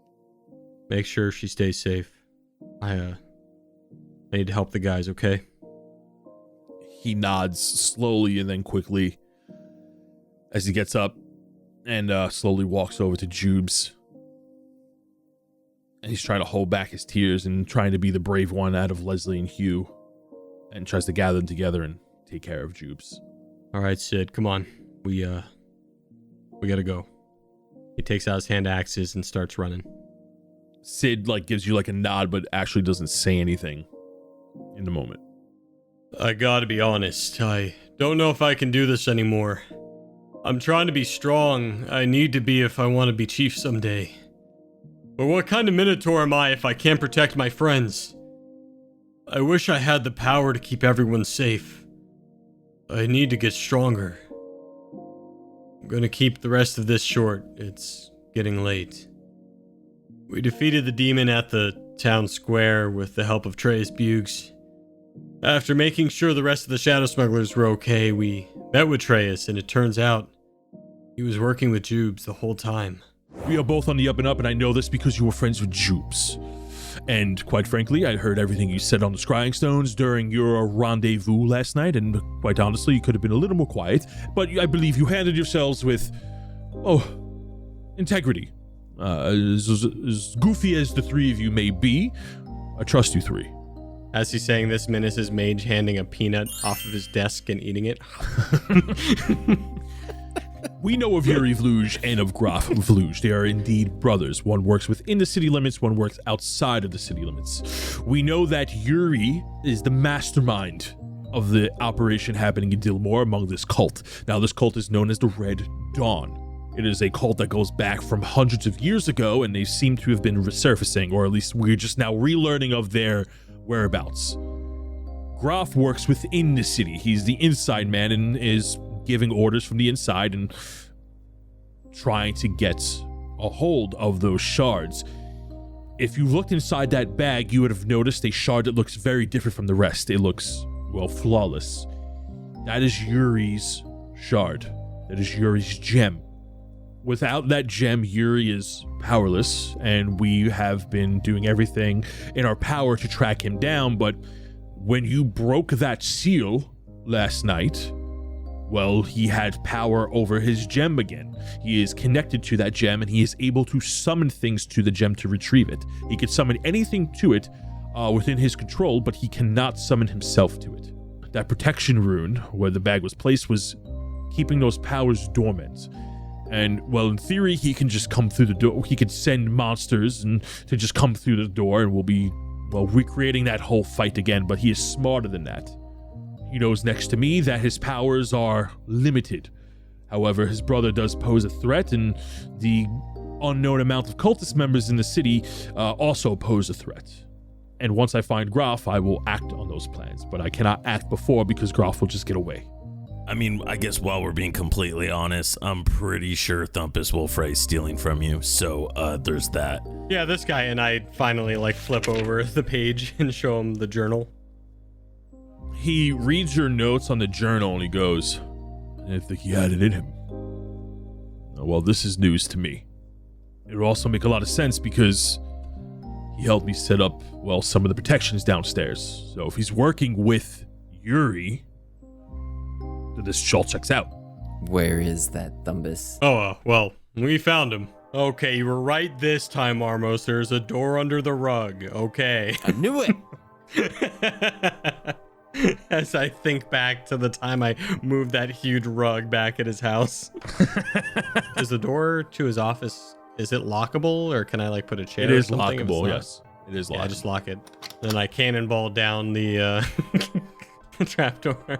You open the trap door, and there is no ladder. It's a small hiding space.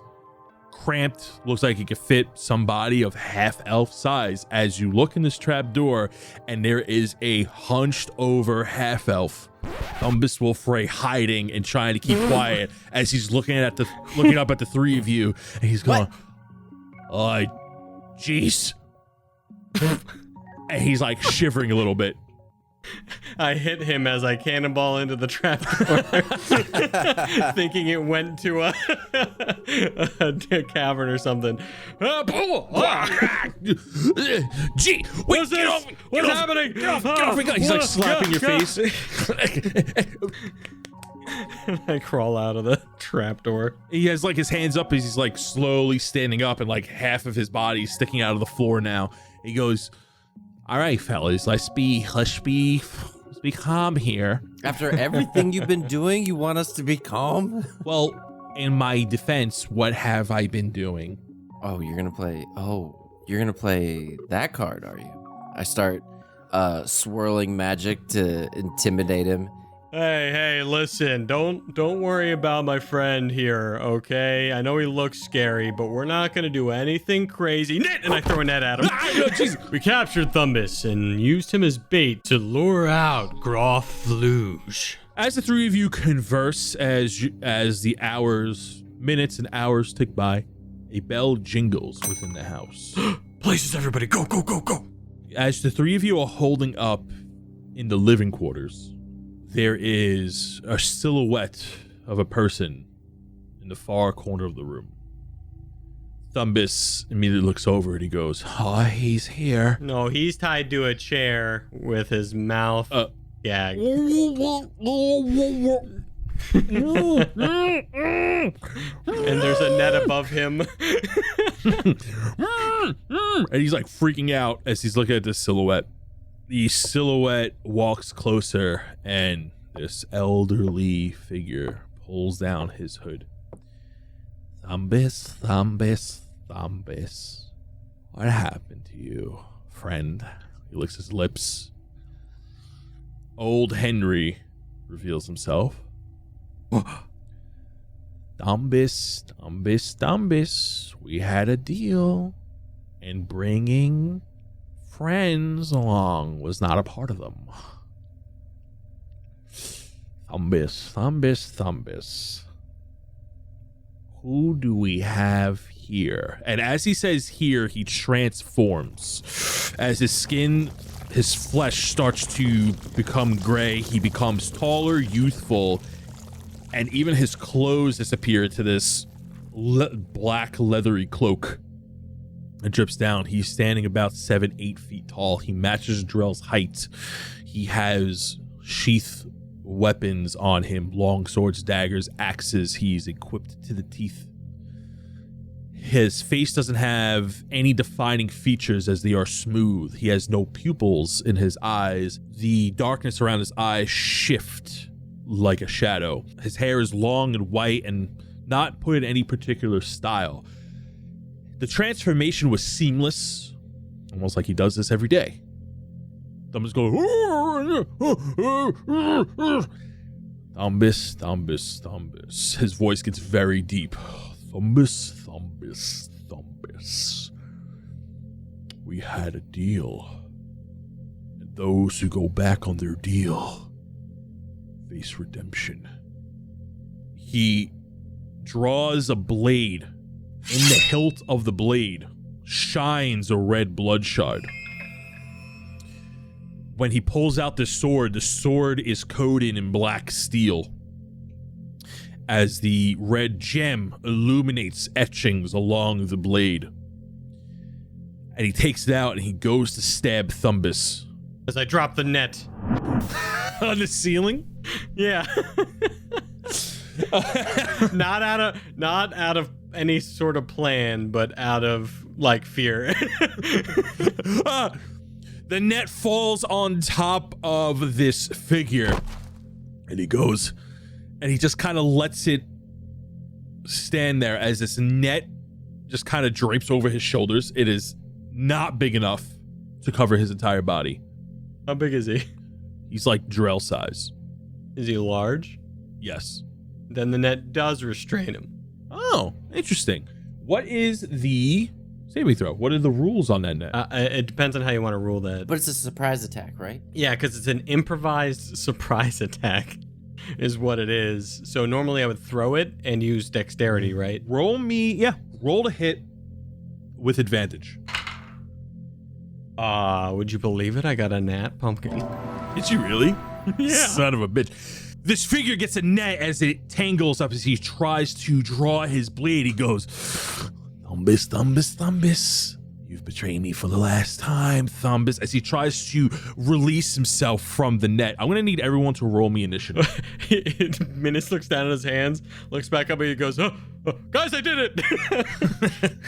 Yeah, guys. Everyone roll me initiative. We are all surprised. 17. The battle was fierce as hands and zombies broke through windows. They tried to take the bag full of blood shards, but my quick thinking and cunning smarticles saved the day. Minis has no idea what to do in this moment. I am going to launch my bag of dust and sneezing at this dude. Whoa! Yeah! Go ahead and throw that bag of sneezing, bro. Yes! I don't know what to do, guys. And he reaches and just like finds the bag, forgetting what it is. It just launches and take this. I can't remember what I gave this item to you guys like early on. So I take this bag of dust and sneezing and I launch it at the back wall, and it's only going to get Groff and the farthest zombie away from me, as well as Thumbus. I'm going to ask you to make an athletics check just to make sure that you don't completely like just drop this bag as you chuck it at the back. That's a 23. Yeah, you effectively hit the back wall of dust, and this powder goes as all this, it looks like a mix of like pepper, salt, and human dust just explode in a 30-foot radius at the other end of the room. Ralph needs to make a Constitution saving throw. Yeah, Of DC 15. correct. And you rolled a nat 1 on a +7! You're fucked. Holy shit! He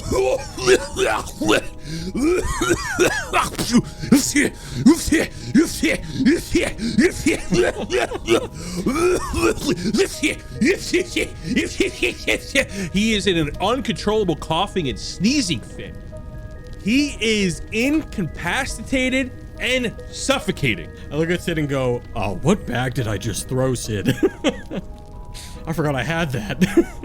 Thomas makes a saving throw. He's sneezing and coughing uncontrollably.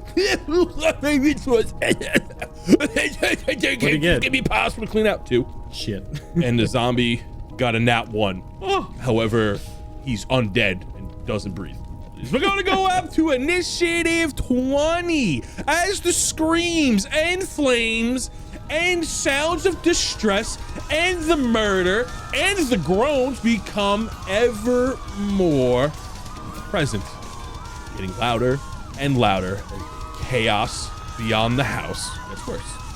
Going into initiative 17, almost. All right. So I immediately see him flailing on the ground and his hair getting burned off. I look at Reginald. I pick him up and launch him almost like a javelin at the guy. And as he's flying through, you see Reginald disappear and then appear standing right on his bald ass head at this point. Roll damage for me. 23. Oh my gosh, what? You're rolling insane on these. Armos, finish him. Oh, what? Yeah. I think it should be Reginald. Yeah. Yeah, DM, this time you get to finish him. God. Oh my God, do you mean it? Yes, of course.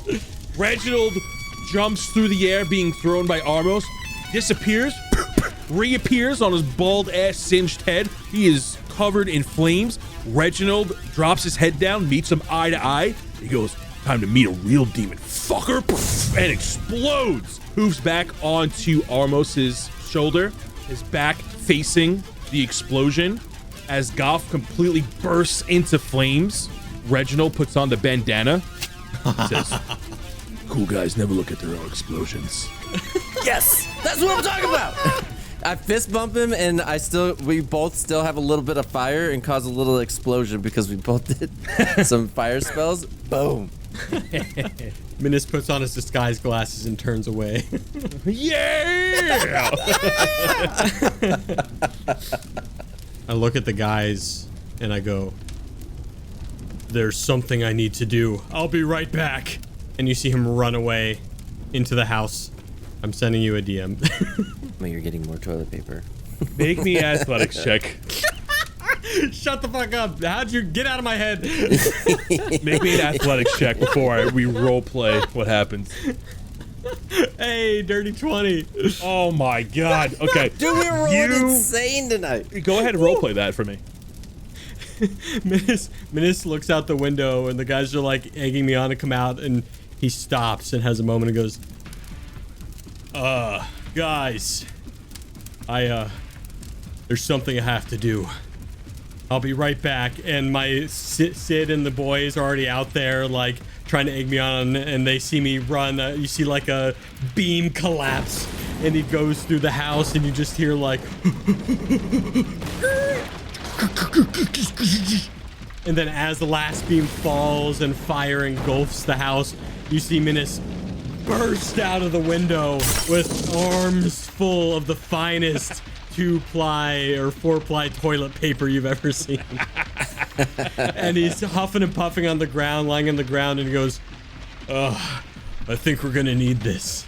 And that's my turn. It's amazing. Drell sheds a tear. I hate that you knew exactly what I wanted to do, Jared. It's so good, dude. Tell me you're getting TP. That's what he wrote. He goes, "I would like to grab a bunch of toilet paper in the DM."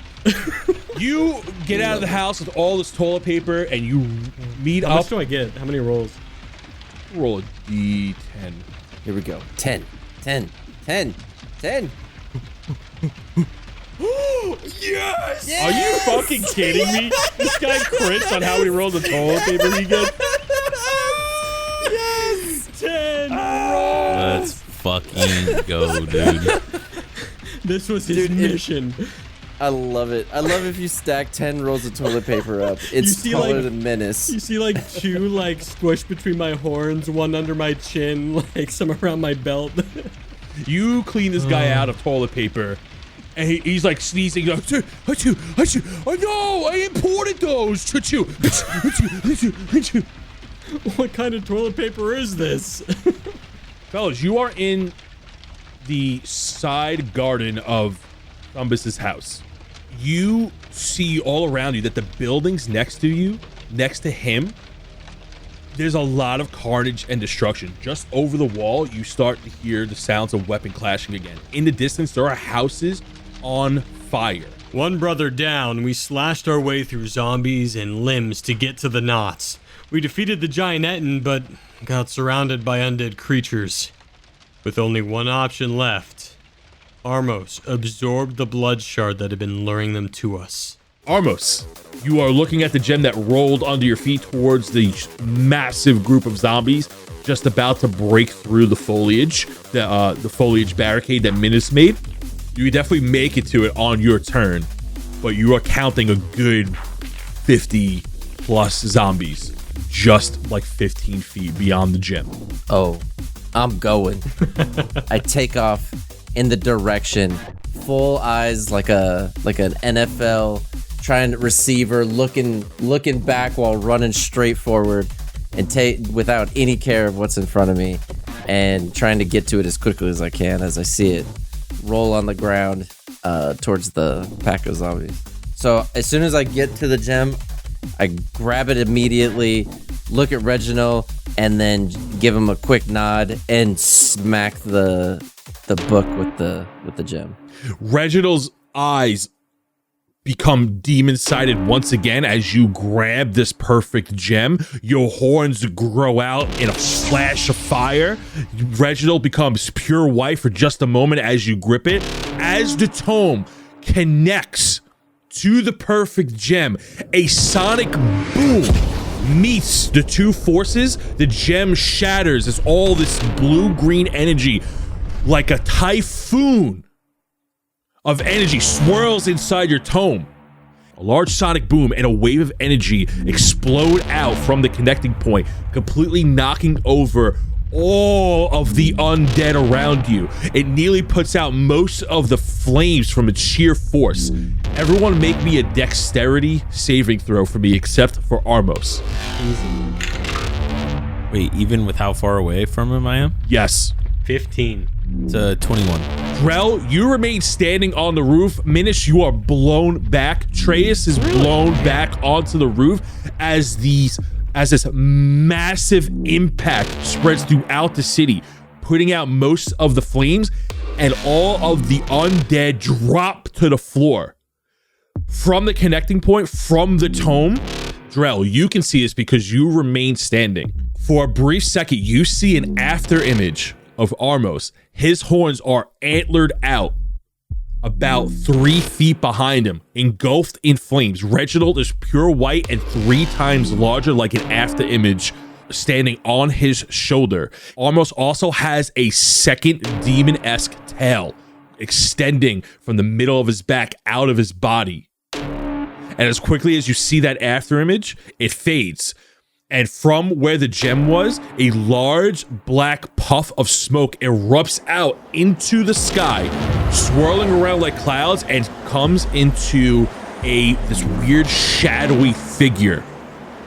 Does that have legs? It looks like a dark smog ghost that is massive in size. This thing goes to slash at you, and it just misses your head. And as it's going past your head, you hear whispers just emanating from its arm. You can't make out any words, but you feel yourself wincing at the sound of these maddening whispers. And then as I wince, I try to riposte and swing again and try to slice him uppercut with my axe. Oh, that's a 26. Roll for damage. That's 15 more damage. Drell, execute him. Yeah, dude. So I think as you said, like I hear like the whispers and it kind of like winces, like it's kind of like not fearful, but I guess Drell doesn't really know what it is, so he's kind of like not freaking out, but he's like caught off guard by it. He kind of just grips his axe a little bit tighter, and I just swing from the bottom of the ghost all the way up through like the head of the ghost, like out through the cloud of the smoke. As you uppercut with this axe, the second your blade reaches an exit wound across his head, there is a blinding light that emanates from its body, and another shockwave goes out. Everyone make me a dexterity saving throw to maintain your balance. That would be a 19 for me. 14. Question, since I was prepared with this by attacking him, do I get advantage on this? No. Fuck, then I fail. It's a 5. As you slice through, this blinding light shines through, and it lets out another shockwave, similar to the one where he appeared. Drell, as you slice through, you get knocked on your ass as you just caught off guard, as you know for a fact that you just eviscerated this ghost, and then you get knocked forward. Armos, Minis, you guys stay on your feet, as well as Treus. And you hear Drell kind of just under his breath say, "It's because I wasn't clenching the glutes." And then he like falls over. And we don't see this thing anymore? As you put your hands up to shield your eyes from the blinding light, the smog creature is gone. However, there is another being standing before you. In a place where this ghost was slain is a translucent image of a changeling. Looks similar to Groff, but it is by no means threatening. Doesn't look like it has any intentions to be aggressive. The ghostly image that stands before you is somewhat calming. And Armos, as you look at this changeling, you know that whatever curse was bound to it is now freed. The being is standing before you, and its eyes are closed. Then he opens them. And Armos, as you looking at this changeling, you feel a familiar presence. Who are you? What is your name? How do I know you? So Minus, you're still on top of the rooftop. Are you joining the crew?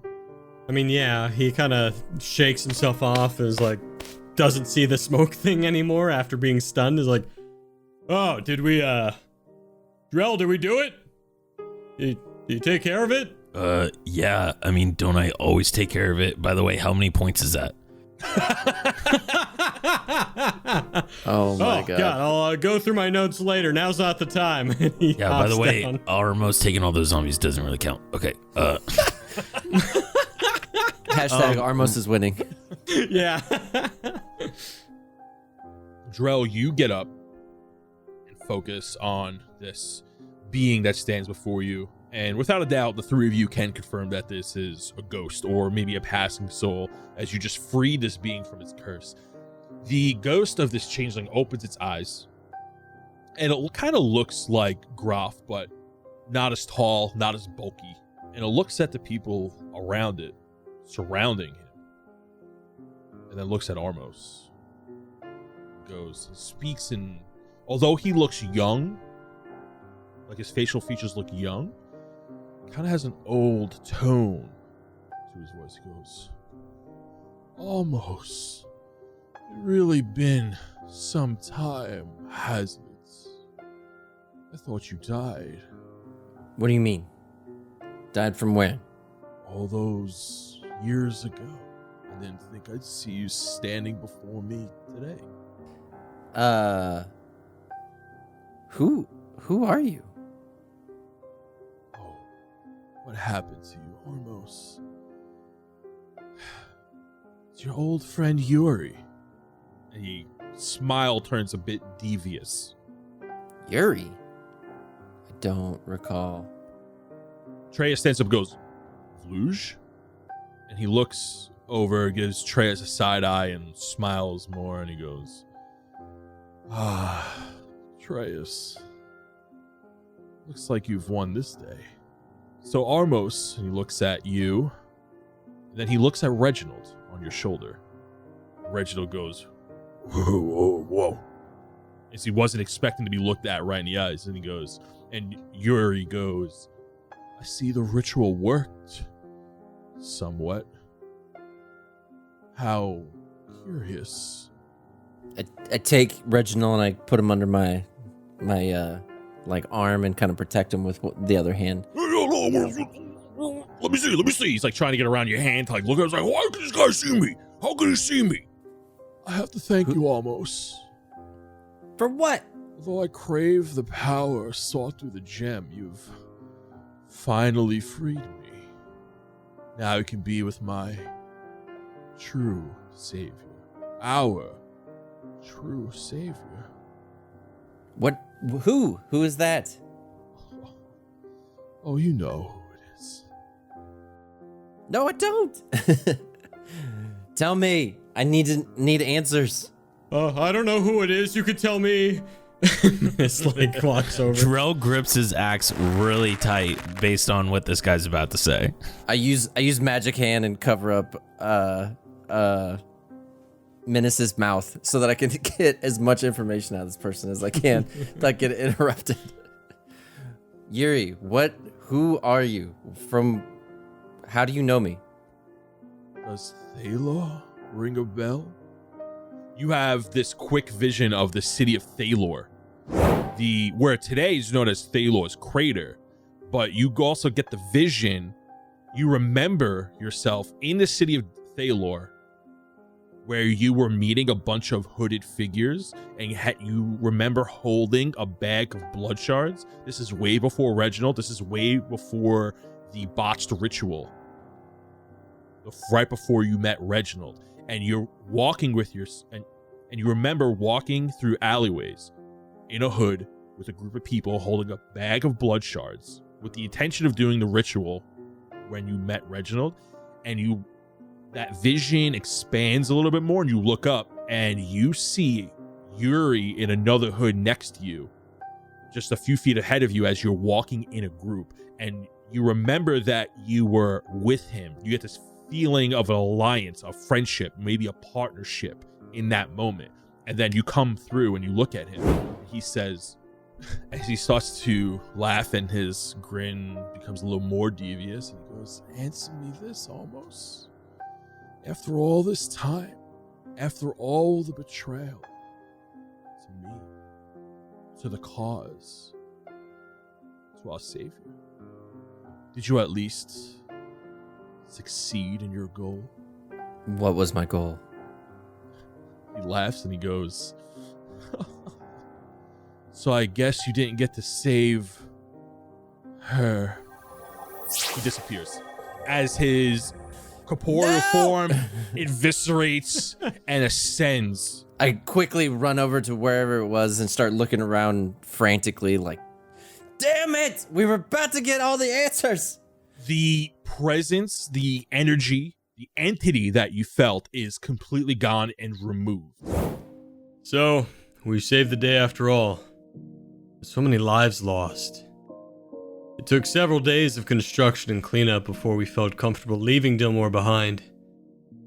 I found Jube's bandana in the rubble.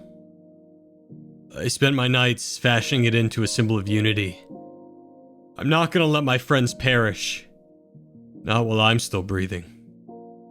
We made plans to head north, and on the last day, we gave it to him. Hey, Reginald. Yeah? I kind of made you something. You know, I don't think we ever had a proper, like, get together and, hang out. But, listen, I want you to know you're a true part of the gang, and I don't want you to ever forget that. So, I made you this. And he pulls out a patch he made from the green bandana that he took, since we all have green bandanas. He walks over to Reginald, and real quick, we've never kind of decided this, so I did want to decide this before I give this to Reginald, what our gang name was.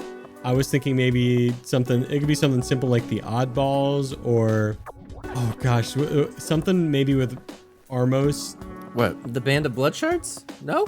What do we call The ourselves? Blood Shard Boys. No, the Blood Shard Bandits, dude. Blood Shard Bandits. The Blood Shard oh my Bandits. God. So on this patch is written the Blood Shard Bandits, and then I think this is premeditated, and like we all take out our own bandanas, and Minus ties his to his like left arm, and his says Blood Shard Bandits, and you guys put them wherever you want to put them, and he takes this diamond like shard looking patch and sews it into his bandana that he stole from the duck. Reginald is holding the bandana in his hands, and he's just looking straight down. You just see the top of his head. Yeah. This ugliest demon cry you ever heard in your life. And he looks up at you, and he has these big bulging bunny eyes. He goes, "It means so much to me." And just a snot and drool and blood dripping from his eyes. And he just gives you like the biggest heartwarming hug. And when he finally lets go, there's just a ton of rabbit hair all over you. That was really sweet, but then I cocked my head and gross at the same time. And here we are now, camping in the forest, ready for another adventure. But that's all for tonight, journal. How'd I do, Sid? Was that a good journal entry? Sid? Minus. Oh, this is supposed to be a recap, DM. What are you doing here? Minus, you have to listen. This is very important. There's no time for tomfoolery. Daniel, when you look up from your journal, like an awkward middle child standing at the edge of the forest line, you see Sid staring into the darkness. He walks into the forest. Sid, get back here. What are you doing? I close the book and I kind of put it down. I look around, kind of tiptoe over Reginald and Armos because I decided to do my journal near them that night. Reginald is snoring. You see that Reginald has gotten a little bit fatter as he sleeps, and as he snores, his biggish belly expands just a little bit bigger, as you can see that he ate a large amount of hay right before he went to sleep that night. As you walk closer to the forest's edge where Sid just was, you start to feel something within you. The same calming presence you felt many moons ago. As you approach the dark forest, you do not feel scared. You don't feel worried, but you still don't see Sid. But the closer you go to where Sid was, this presence becomes stronger within you. You walk into the forest and you can see Sid in the middle of a clearing. And in that clearing is where the tree line breaks just above you and the moonlight comes in and it illuminates a nice little area for you to sit in. And you see Sid sitting on like a log that has fallen over. Sid, what are you doing? It's dangerous out here. As I creep up to him looking around. You see Sid, he's like looking up at the moon and he's just like, you've never seen Sid wander off on his own before. He's always been right next to you and he's always been there for when you needed it. But this is the first time he's actually took the initiative to walk away, and this is where he ended up. And he's looking up at the moon, which is also something he's never done before because he's only ever looking at what you're looking at. He's your familiar. As you approach Sid, that presence inside of you gets stronger and stronger. A tingle can be felt between your horns. And as you feel this tingle, a playful zap sparks between them. From that shock, an indigo light floats down in front of you like a pixie, and it softly bobs before you in between you and Sid. Wait a second, I recognize you. This game of tag isn't over, and I try and grab the pixie. So this ball of indigo light bobs and weaves out of your grasp just like a pixie does, but it doesn't make those little giggles like a pixie did that one time. It's just like maneuvering and trying to get your attention, and then as you go to take your last grab at it, it settles before you. The indigo light floats towards Sid. Sid's blue essence now becomes indigo. At that same moment, the little Sid start to roll out from your pant leg and roll and form together. Floating before you is a rock face of a friendly minotaur made up of all these little Sids, glowing with this radiant indigo light. Minus looks around. He's very confused. He kind of just walks up and pokes the rock. Well, it's nice to see you again, Minus. Oh, Melora! I should have known it was you. Well, what are you doing here? I've been watching over you since we last spoke. I believe it's time we spoke once again. I gotta be honest, I'm very relieved to see you, Melora. I've been, I don't know how to say this, but it's just, I don't know, been rough. I've been struggling with so much. I just wish I could help my friends more. I'm good at fighting. I like to think I've been pretty helpful to the group, but I feel like I've let so many people die. You see the Minotaur face nod solemnly to your words. Oh, you have been very helpful to your companions and your friends. And in this short time since we've last spoke, I've seen that you've witnessed so much loss, so much suffering. And in those moments, your connection to me, to us, has grown stronger. Well, I hope so. We're good friends, Melora. I would hope our connection's getting stronger as our friendship grows. I just wish there was more I could do. Minas, as you walk through life, you're going to be faced with hardships, and some hardships may come swifter and harsher than what other people will face or will ever face. You are going to be confronted with obstacles and hurdles that nobody should ever come across.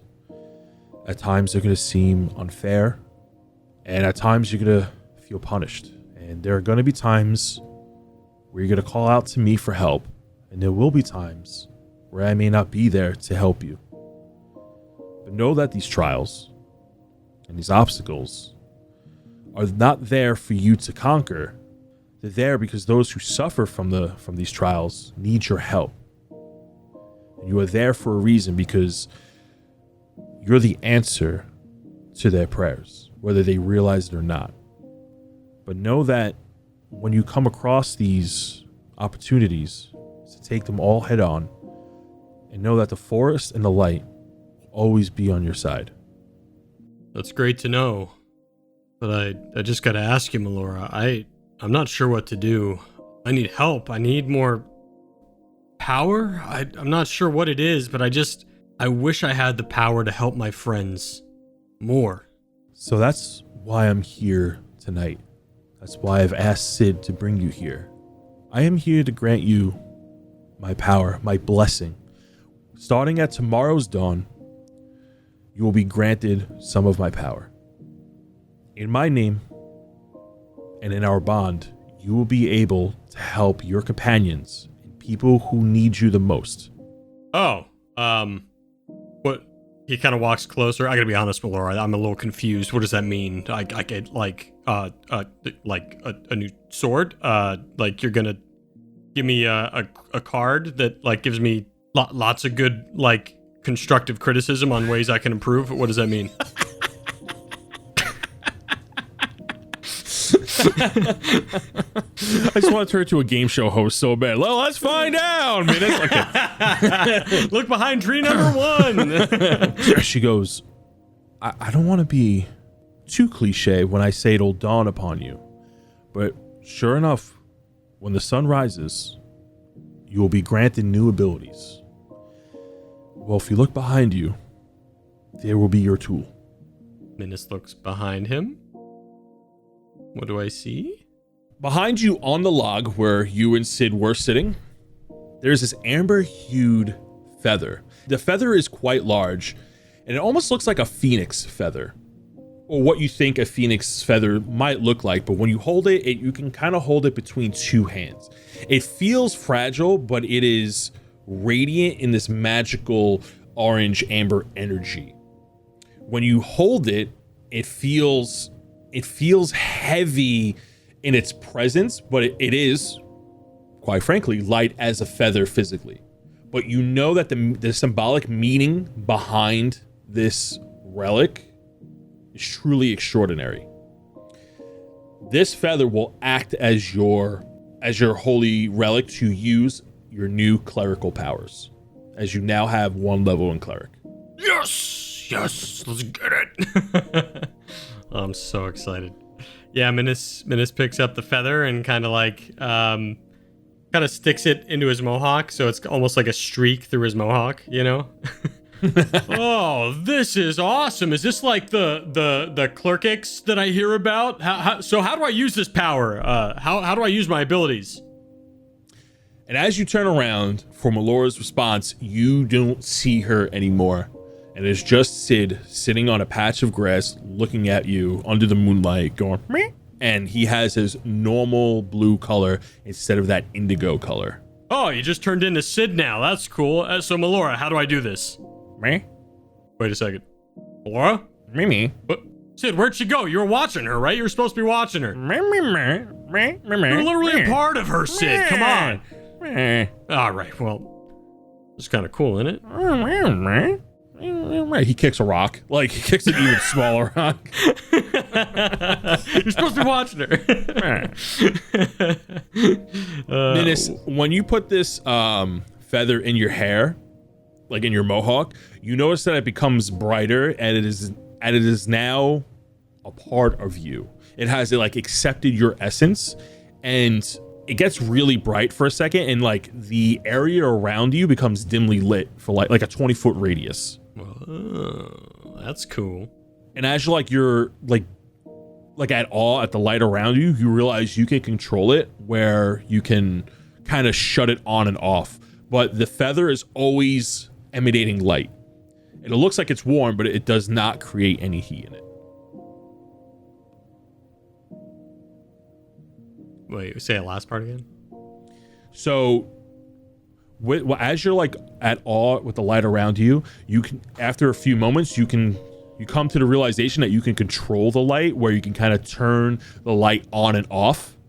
However, even if if the feather's not emanating any light, the feather itself will always be glowing. Cool. So if you're in pitch blackness and you're like trying to hide, the feather will be shown through the shroud. If that makes sense to you. Gotcha. Yes. Well, Sid, this is a big step in our journey, huh, bud? Me. You always knew how to lighten the mood. All right, Sid, let's get to bed, huh? Got a big journey ahead of us.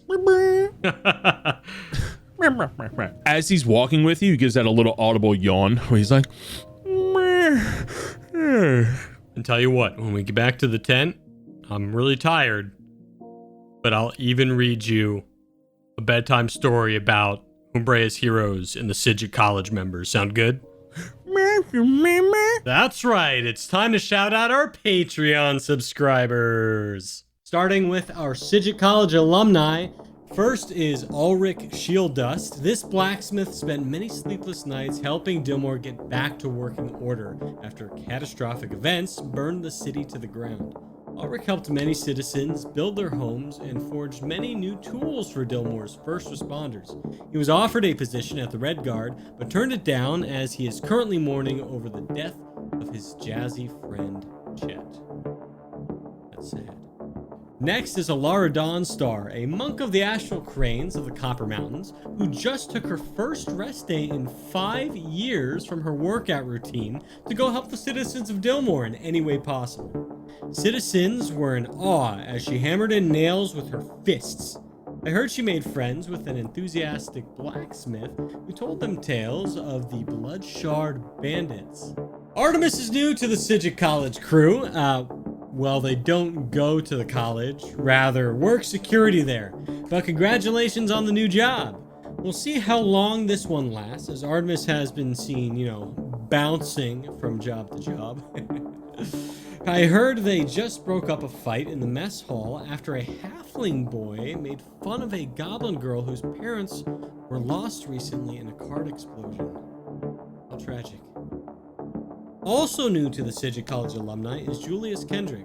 Not much is known about this man other than rumors connecting him to dangerous cults and black magic. I don't know why, but I have a bad feeling about this new supporter. Next are Umbrea's heroes. We're going to start with Pascal Elliott, or Charcoal Darts as she's known as in the art community. Pascal took days off from her commission work to paint walls in the streets of Dillmore after hearing about what went down. Her art brought new life to the rebuilt version of the Knots.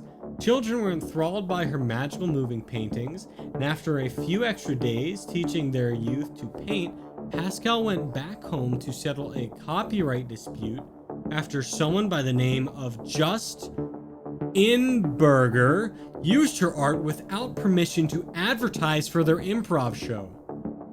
Now it is Men with Glass. Once a legendary glassblower, now infamous rogue has been locked up for stealing hundreds of artificers' tools in Umbrea.